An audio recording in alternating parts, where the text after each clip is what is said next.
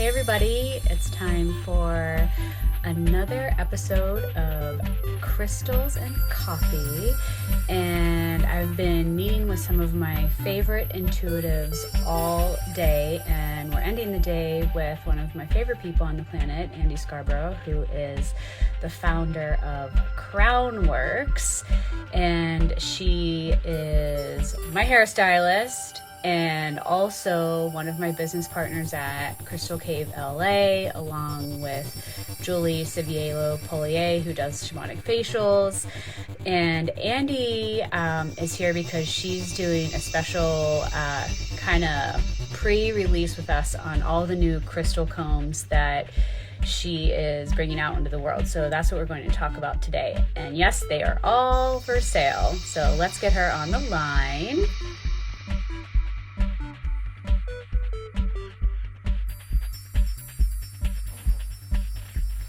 Hello, lady.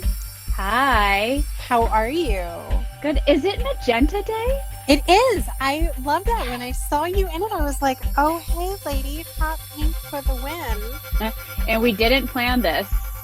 I know. This is, this is just the way that it goes. That's right. That's right. Third eye to third. How are you? How's National Psychic Day treating you? National Psychic Day has been great. I had a vagina talk earlier this morning with Danelle. I don't know if you know her. She runs Cervical Wellness. She's amazing. And we ended the talking about the dark goddess archetype. So it was like a very full-bodied conversation. Yeah.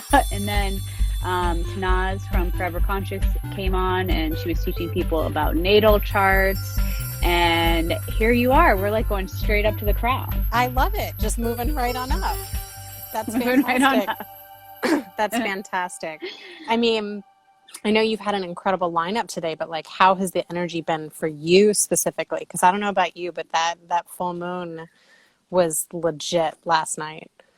Yeah, I was feeling a little weird yesterday, but definitely I got enough sleep, and I didn't have my period, so I'm feeling like I'm in a good place today. That's a win then. That's a win. Your hair looks really good. Thank you. Did you do it just for me? Because I washed my hair just for you. I washed it for you. Oh my gosh! Look at us. This is true friend love. Matching magenta and freshly washed hair. For anyone that doesn't that's the know, mark of mutual respect. The only sore spot in me and Andi's friendship is my lack of hair washing. Here we go. Here we go. Every fucking time. So I really like dry shampoo, and it just, you could look at Andi's face. It, as she says, it chaps her ass. Like, Here's the thing, though. I feel like you are misidentifying your substance of choice with dry shampoo. Like, Redken Powder Grip is amazing. It is not dry shampoo. If you are using it as dry shampoo, that is a whole, you know what? This is a whole nother live. We can't get into this right now. So we should get into these. Yes, we should. I love that you've got the new one. So you are one of the first to have the new carnelian. So how's that rocking your crown, lady? I really love it. And, what I really love also about this is I've been putting it on my abdomen. When we had Julie on actually to do gem facials before, and somebody on there goes, hey, I have a Crownworks crystal comb. Can I use that on my face instead of a gem roller or the tool? I'm forgetting the name of that thing, the gua sha tool. Mm-hmm. So I've been actually using that sometimes on my face. So it's just become this kind of like multi-purpose little friend for me. It's the Swiss Army knife of crystals is what it is. It totally is. Oh, we've got a lot of people in here going, I need. It's the whole process with these too, and like choosing the stones of when they're gonna be birthed into the world is so interesting, because it's not like I'm like, oh, there's, we need some chakra balancing in the sacral now, so like poof, we've got a carnelian crystal comb. So talk about leaning into that third eye. It's really been such a process of like energetically forecasting what's going to be coming up in the world, and I might have an idea about when they want to be born or what needs to be born, and then these little puppies have a mind of their own. So it's interesting that the carnelian launches now when we are in such a, like, we are in the fire of, destruction and rebirth and recreation. So really getting into that sacral center of where we hold our power, where we hold our creativity, and using that as such a multi-purpose tool. Yeah. So it's an interesting process. Yeah. I was hoping, just because we're you do so many amazing things, but I know we're totally focusing on the combs on this call. Could you like talk to everybody about your journey with this even happening? Like, let's go back several years, because I mean, I've been witness to it, but tell back everybody to the else. way back. Yeah. So it actually started with this little beauty right here. So it started with the rose quartz comb, and I had been doing work behind my chair and really just owning my own gifts, going through my own awakening process, really like 10 years ago now, and talk about that psychic, the volume getting turned up on that. For me as clairsentient, it was like all of a sudden I was feeling all the feelings all at once and couldn't differentiate between what was mine and what was someone else's. And so finding a spot to put this service where I could really focus and allow myself to drop into that place one-on-one with somebody behind my chair was a necessary evolution just in my styling profession. But anytime you introduce a new service, there's a little bit of hesitancy or imposter syndrome, that comes up with you as the professional. Like when I started doing dry cutting, for instance, all my clients were like, "Oh God, are you running late? Like, is this why you're cutting my hair dry?" Oh, right. Because they didn't understand that it was actually its own dedicated service. So the way for me to transition that, and without getting into a big long explanation about how many classes I took or, how long this had been happening, I just had a new dedicated tool. I got a pair of dry cutting shears that were specially created for that. So something shifted just immediately when I took out that pair of shears, that my client immediately knew that there was something else significant and specific that was happening with that. So as I started to weave more holistic healing and energy work into my beauty services, I really knew that I needed a tool for that too. And you saw me try out some wild stuff, and there's still some of those initial ideas that may come to fruition at some point, but really seeking for something that I could use that would help me harness and be a very specific tool to hone my intention. And crystals just made so much sense. I'd had a little bowl of crystals that I'd been working with, and I would just notice it was a divination tool that as someone picked up a crystal that they were drawn to that day, that automatically informed me about what they may have moving in the unconscious that I knew was up for discussion, or maybe part of what they were coming in to transform or release. And so I was like, oh, okay, so this needs to have some crystal component to it. And I had a dream about using a rose quartz comb in my treatments. And so I woke up and sat up in bed like, by Jove, that's it.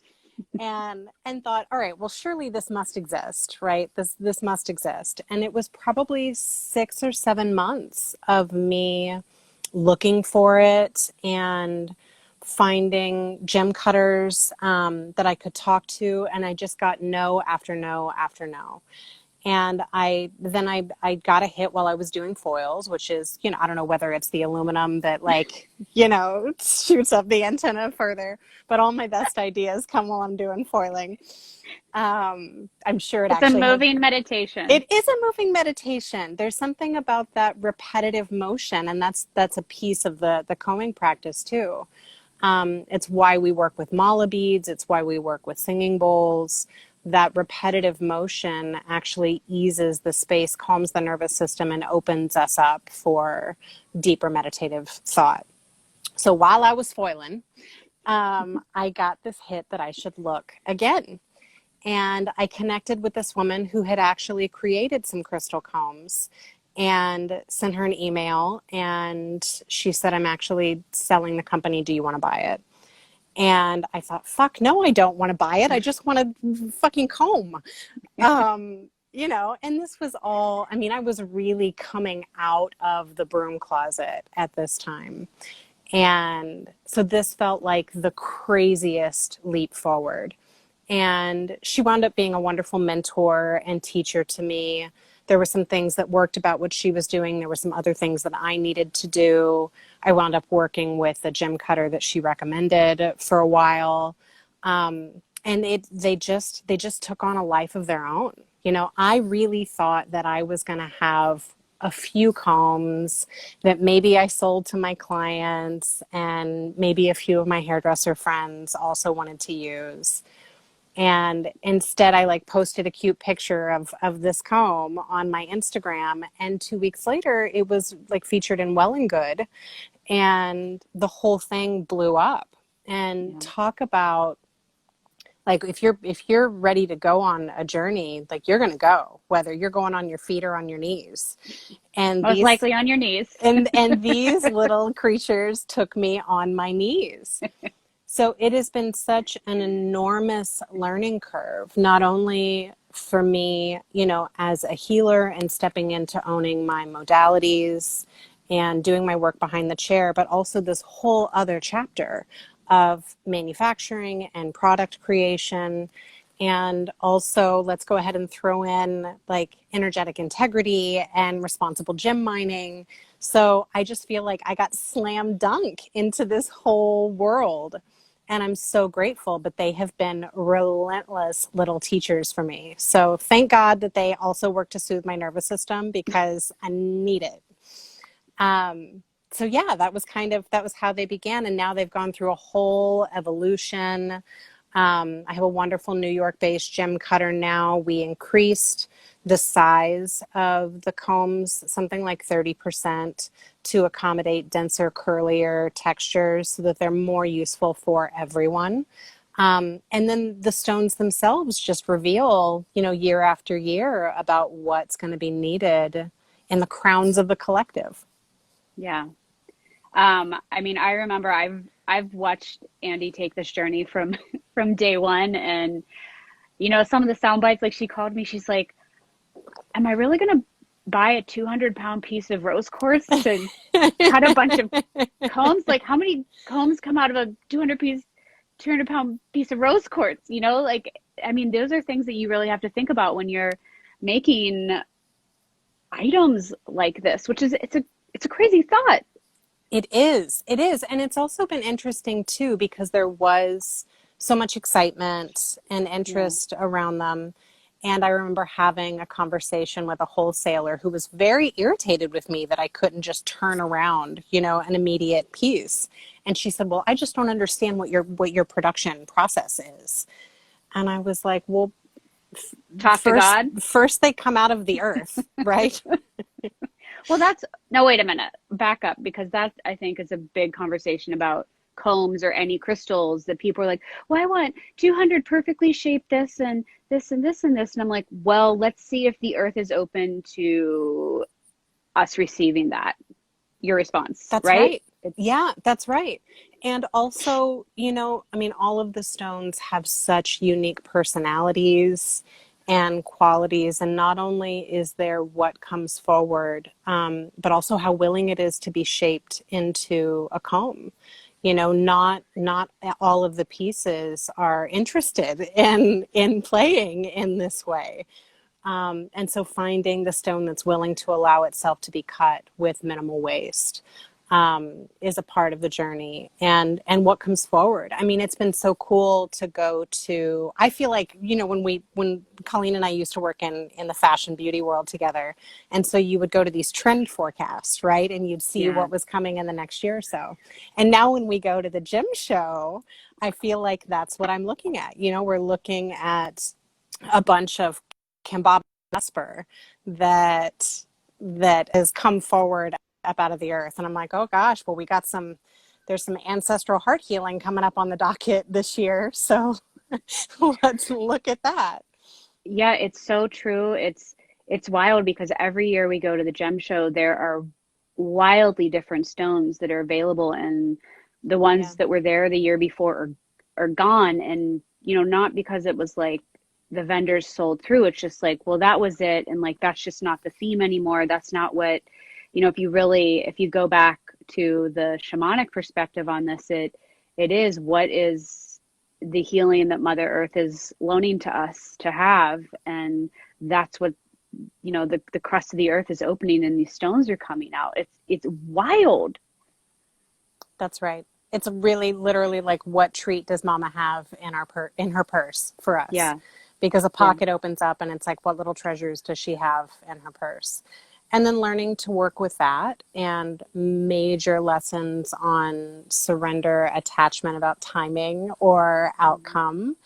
I mean, these stones really started speaking to me a full-on year ago, like over a year ago. And I personally was in a place where I was wanting to ground and integrate, and I wanted everything to be calm and soothing. So I'm like, fuck, carnelian, no. Like, I don't need that stirred up like that right now.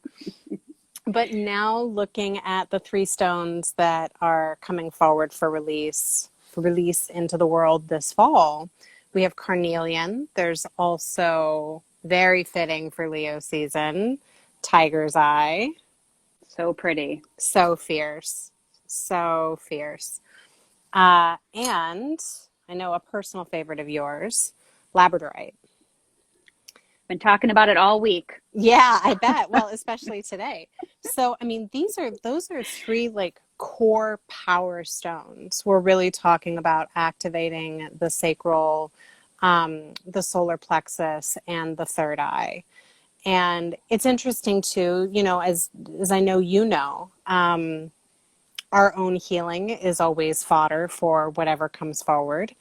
And so there's been a ton of solar plexus and third eye balance and integration for me personally over the last year. I feel like I kind of got a note from this, like, by the way, this is, so do your work on it.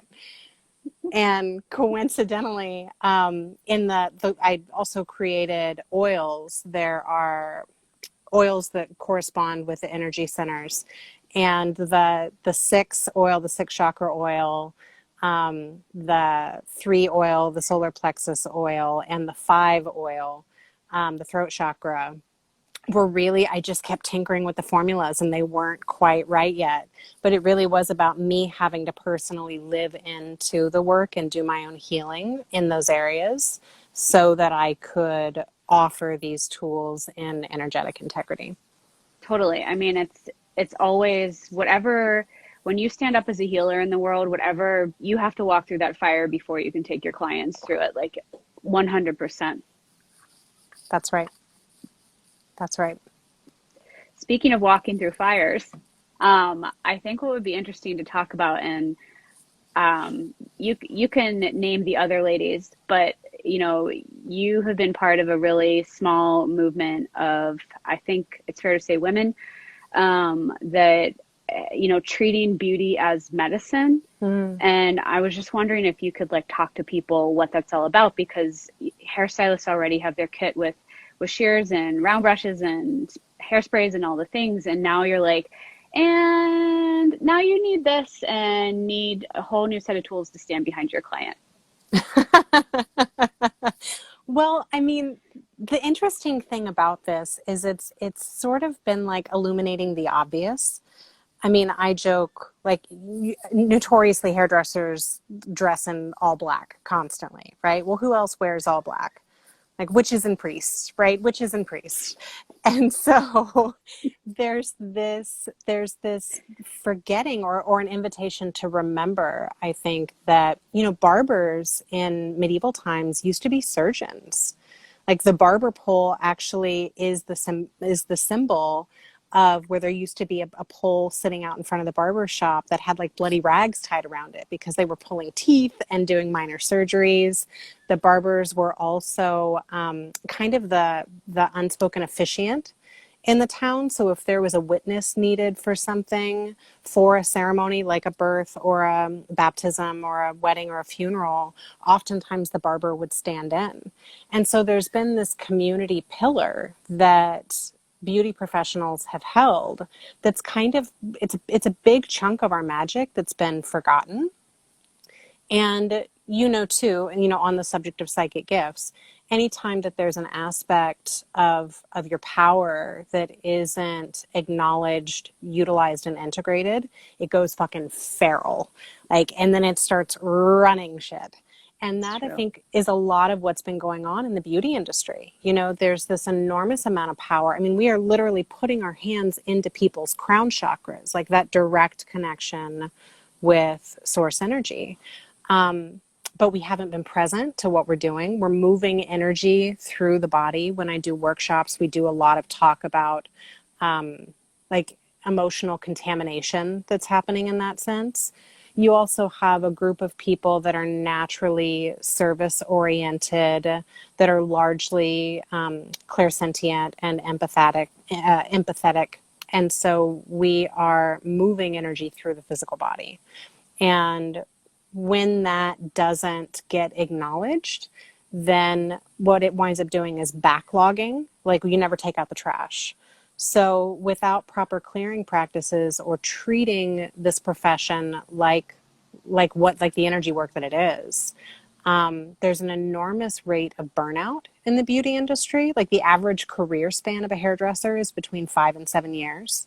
Where do they go? They quit. Their bodies give out. They get sick. Something like 75% of people that enroll in beauty school will not be doing hair 2 years after they graduate. And I personally believe that it's because there's not an education about emotional management, energetic management, proper boundaries, and then also really utilizing the gifts that we have so that they don't go feral and like poop on the floor. Totally. You know, therapist or bartenders and hairstylists are always like the unsung heroes of the therapy world to me. They know more about anybody than, you know, their partner does. Yeah.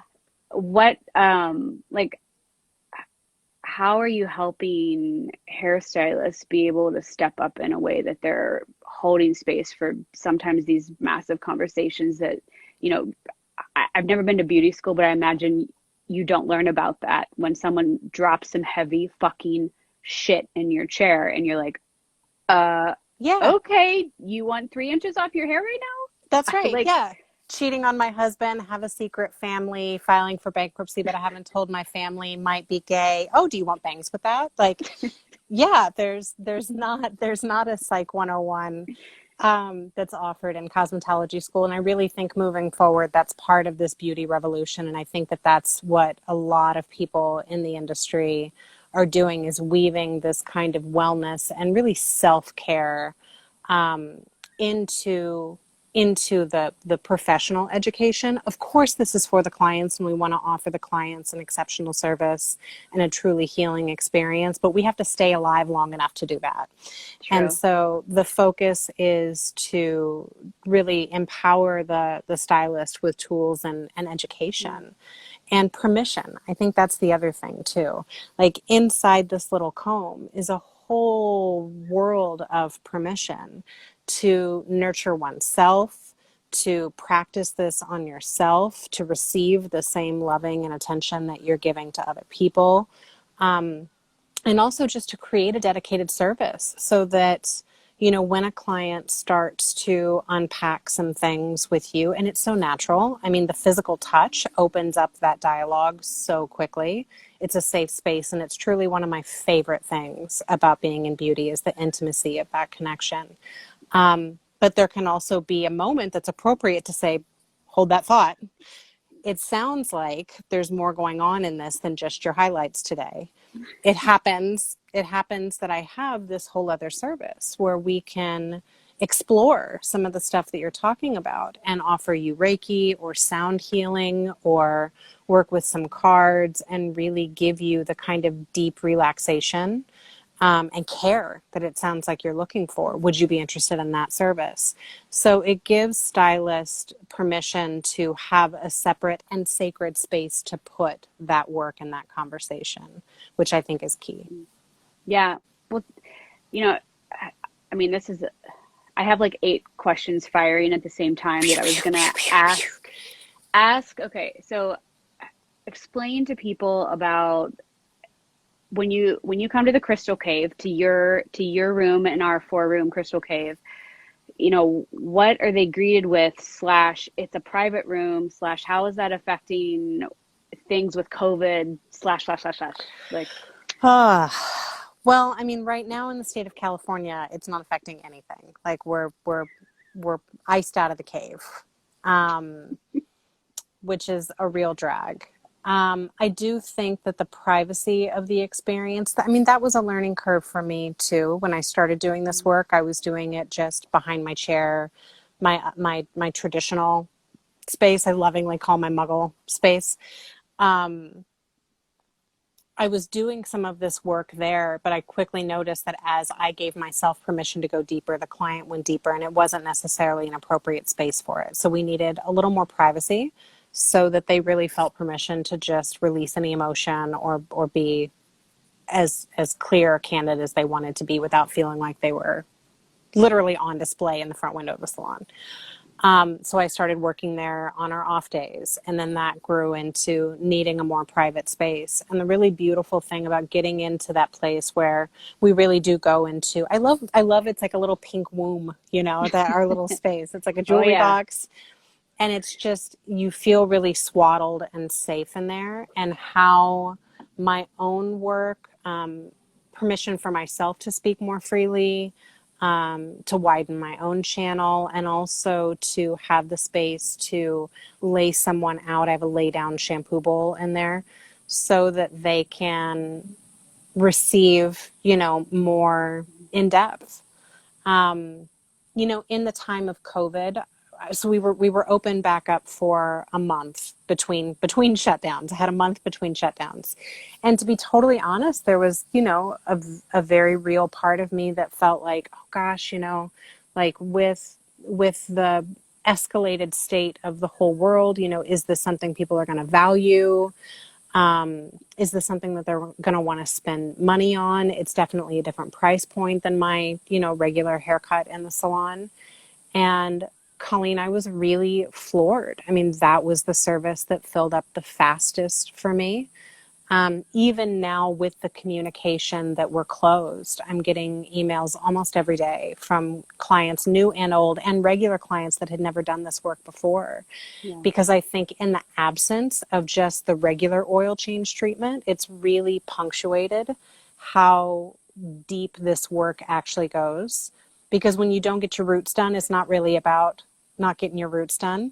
Now people are really confronted with how much more is actually tied up, not only in their aesthetic, but how much energy they're holding in their hair or in their beauty routines in general. Oh, totally. I feel completely unattractive when I have regrowth. You know that because you're the one that gets the text message and the picture of my crown.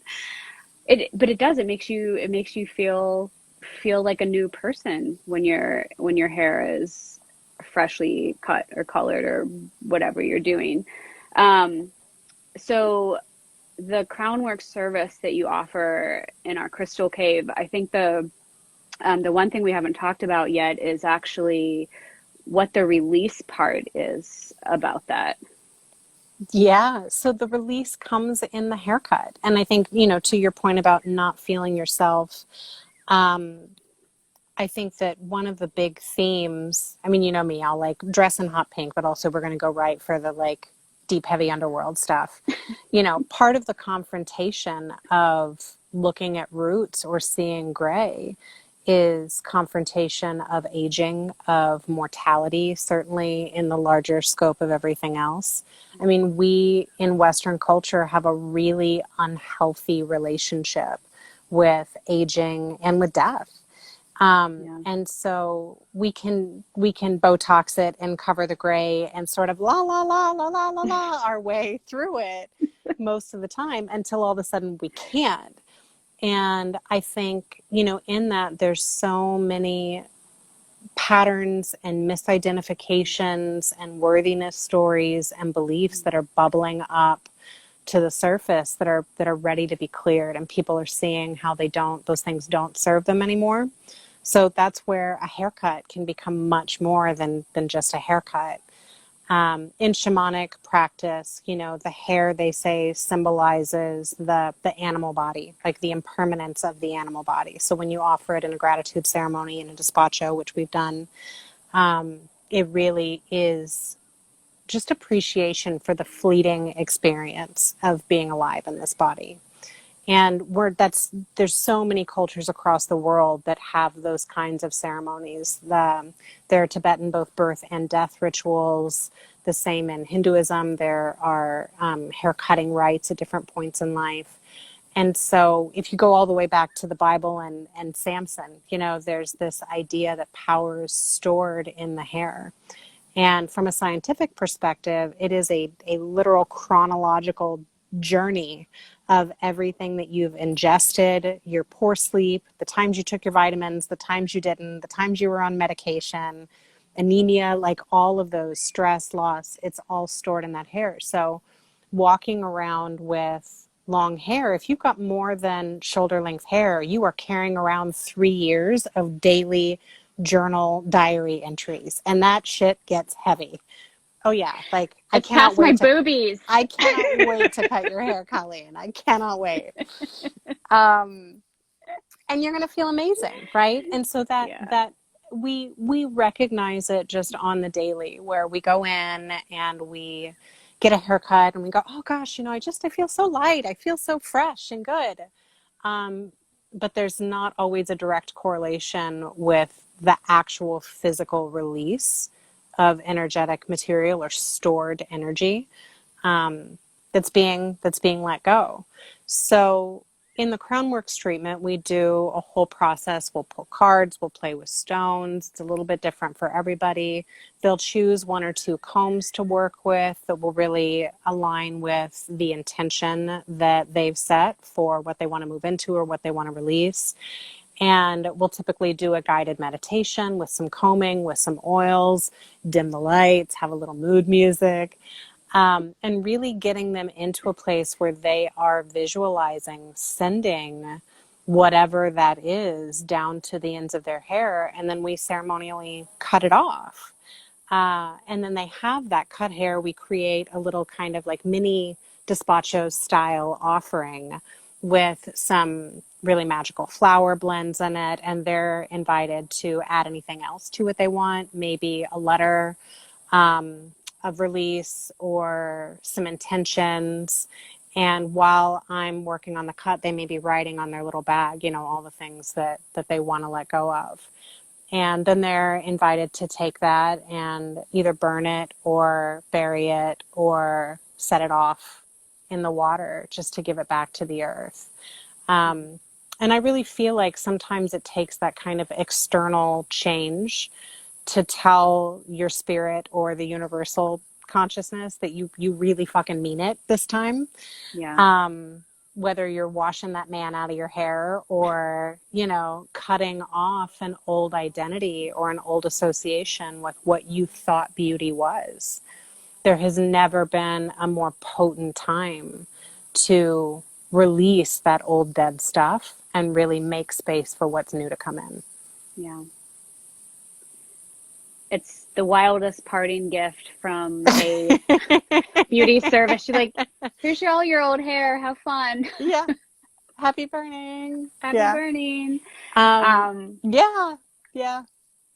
I think I want to talk about the shamanic aspect of that for a minute with the hair release, that returning, you're doing that, returning your hair to the elements from which it originally came. Yeah.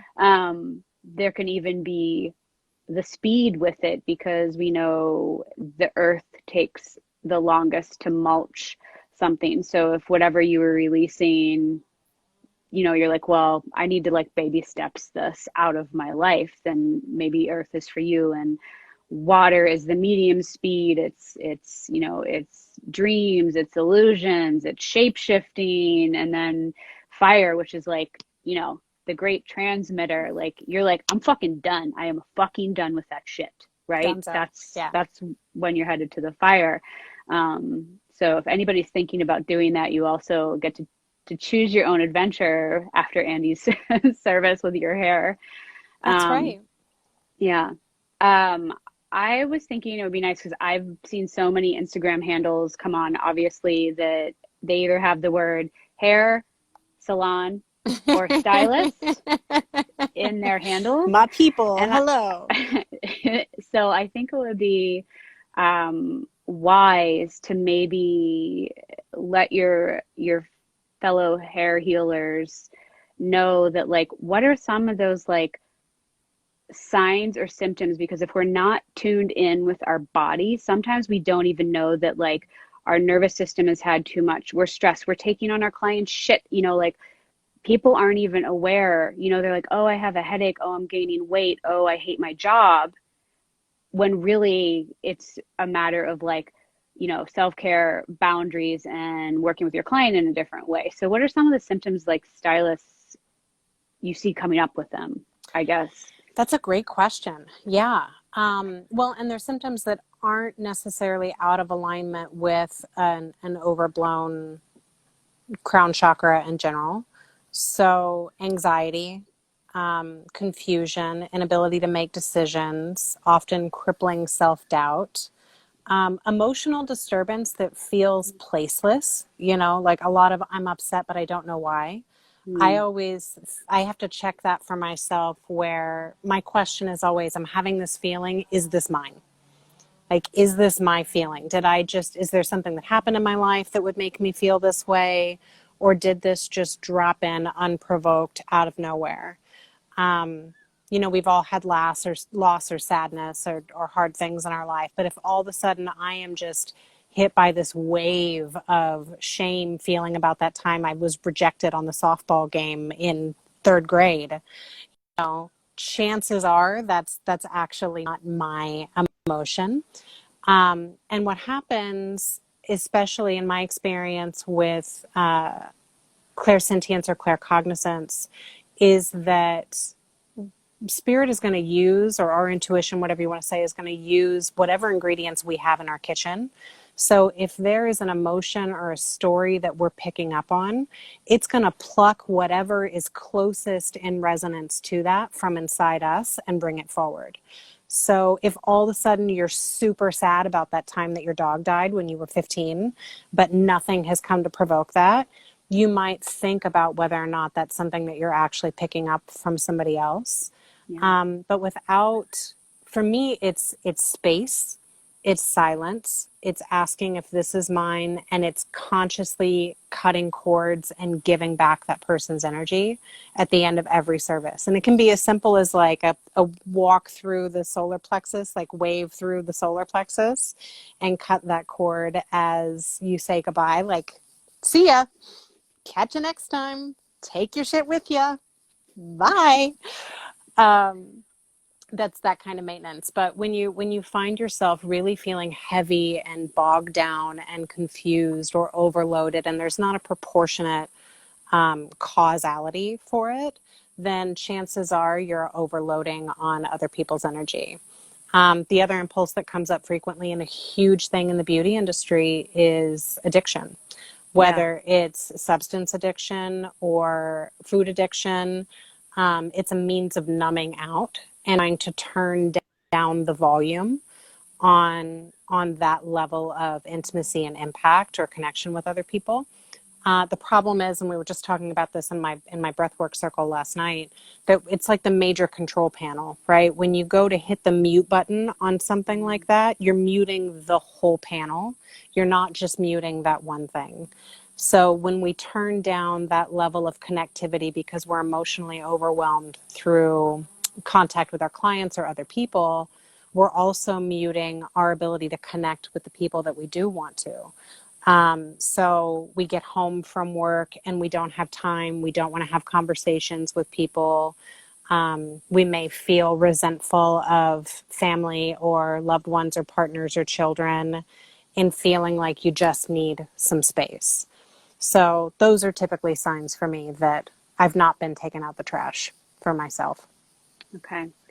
And what about the almighty mirror? And I'm not talking about the one that you and your client are looking into, but I think it's worth mentioning to stylists that don't even understand what mirror or mirror work even means, that it's like the client comes in and is like, you know, they leave and you're like, oh my God, our sisters have the same name and we were both married 7 times and from the same town and we both have 3 dogs and we both have issues with this. Like, and they look at you like, oh, that's so weird. You're like, no.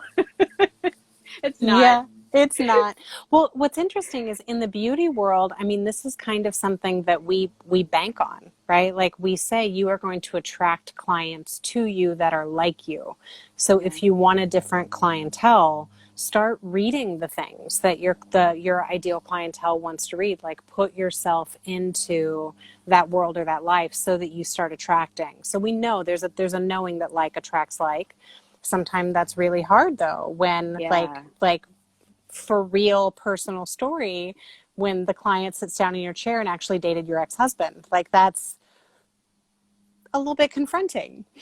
So there's no escaping the mirror. And that's so beautiful because what that's also showing us is the place where the lessons that we have learned can really benefit someone else. And I think, I'm glad you're bringing this up, Colleen, because I think that this is a little bit of old paradigm spirituality, where if you see something in someone else, it must mean that it's active in you.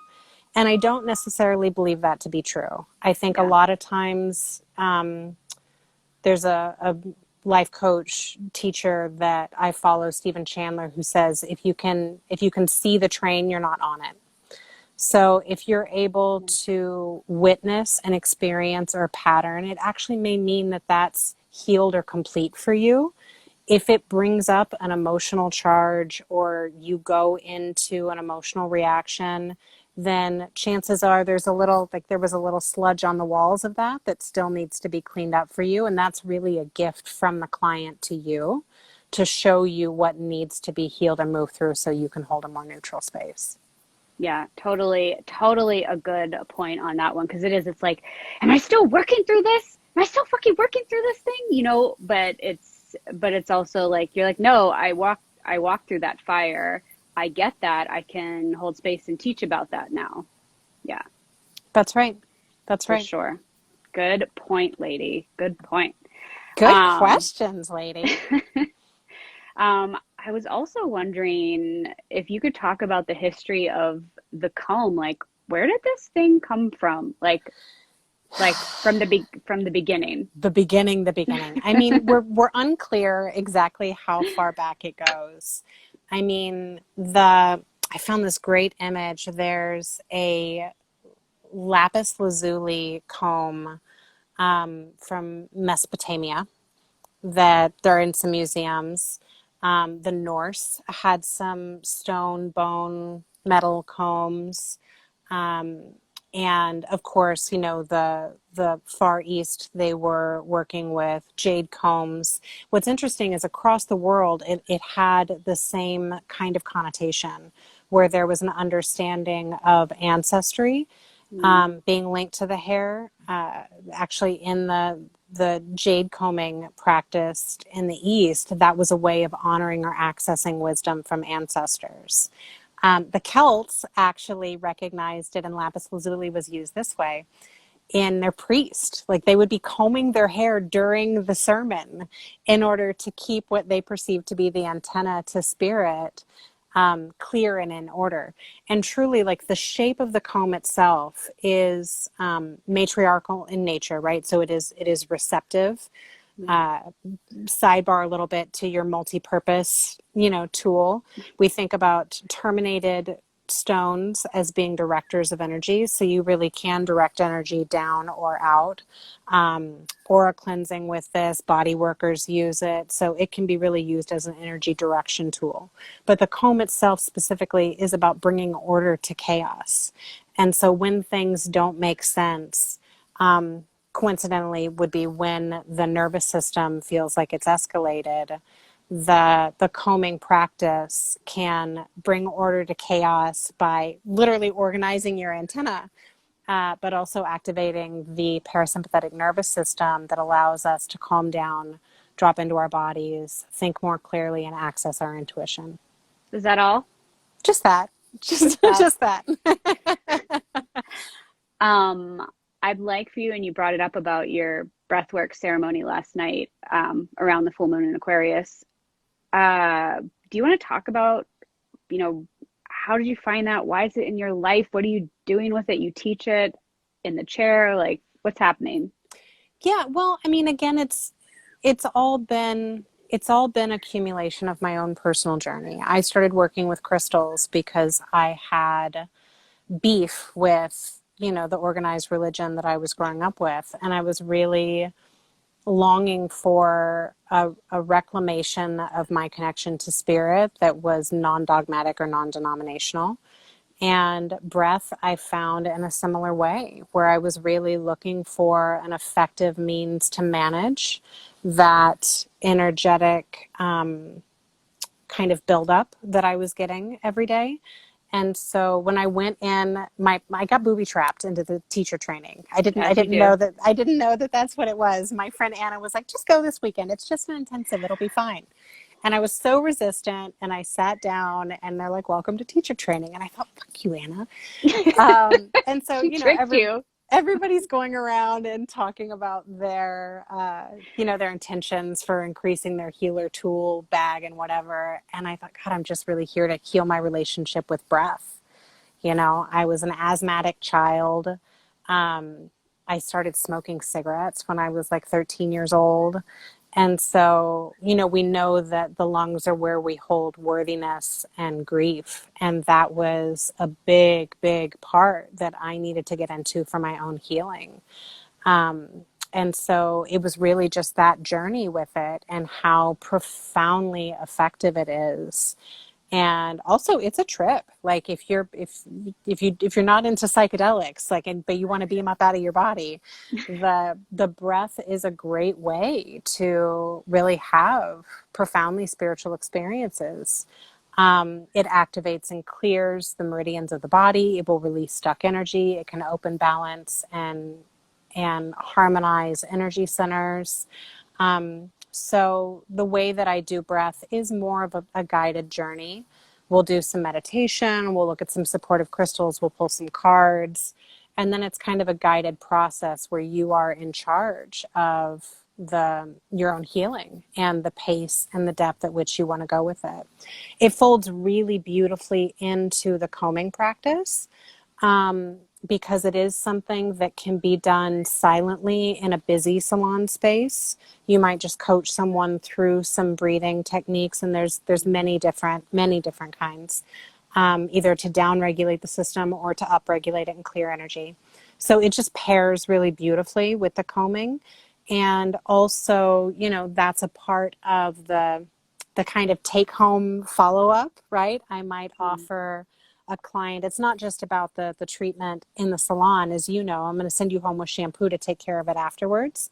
And the comb is also a follow-up and a take-home ritual for a client, maybe with a mantra, with some affirmations, and with a breathwork practice that they do on themselves as a self-clearing or self-healing. Okay. And when if someone just wants to experience the breath work with you, how can they find you for that? Yeah, well, definitely sign up for my newsletter on my website, crownworks.net. I'm doing them right now, just donation-based community gatherings every 2 weeks. So we do a new moon and a full moon. The next one will be on the new moon. And there's usually a theme that we work with. The one that's coming forward is really coming into right relationship with hope. So we'll be exploring that through the breath. In 2 weeks. In 2 weeks.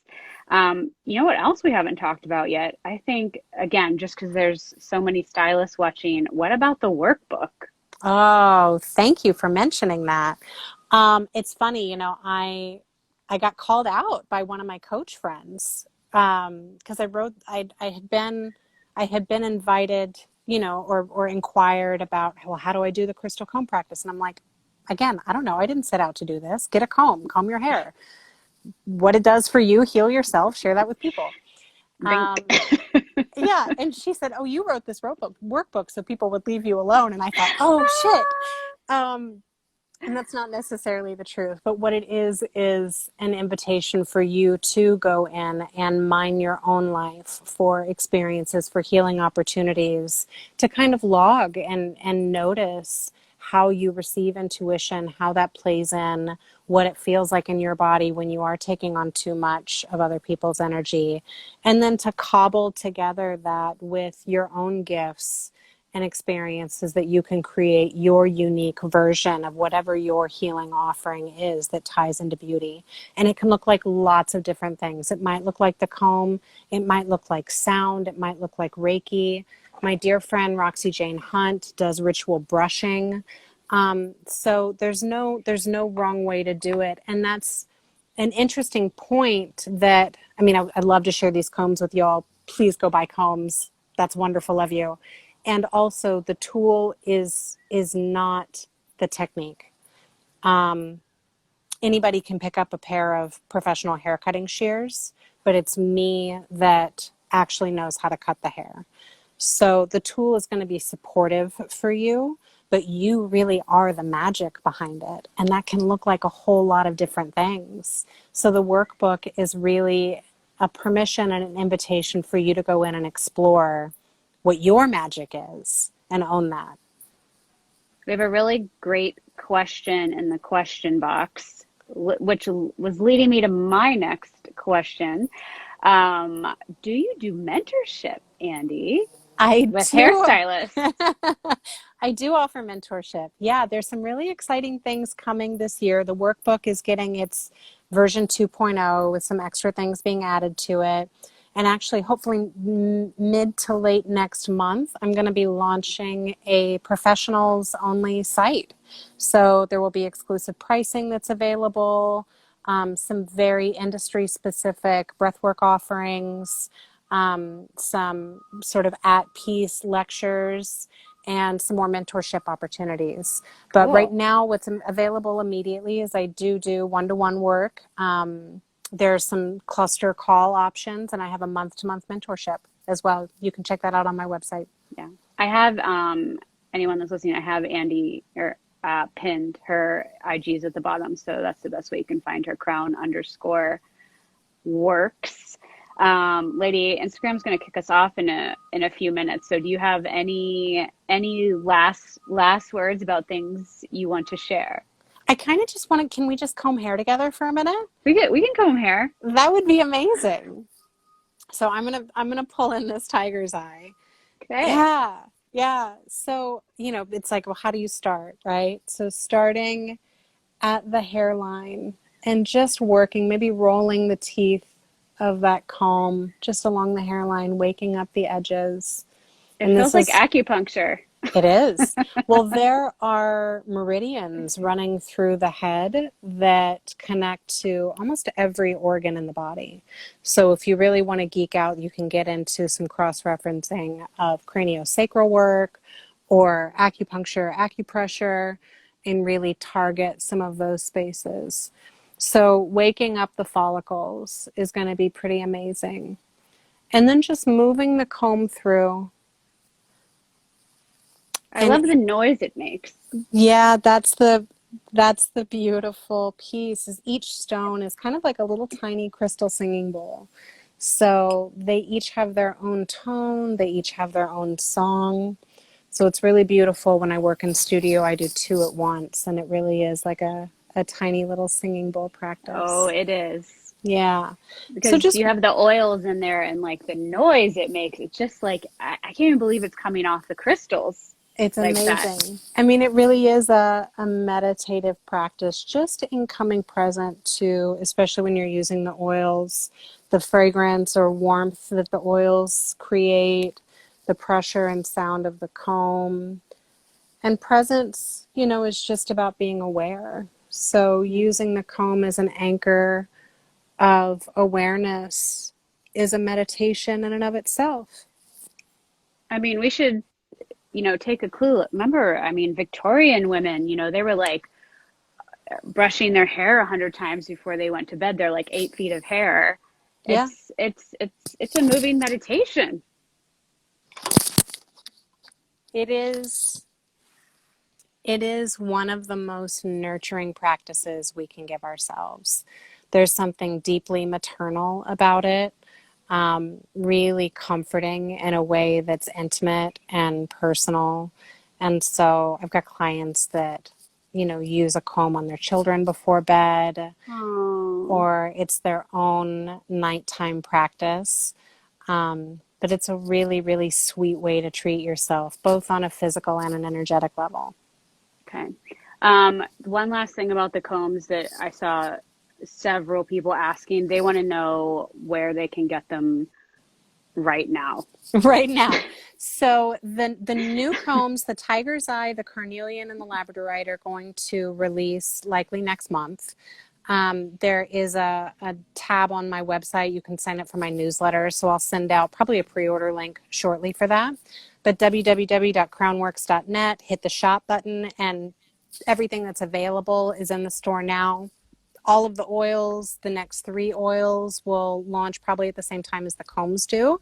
So in the next month or so, there's going to be a fully fleshed out new offering with the whole system. Yeah. Awesome.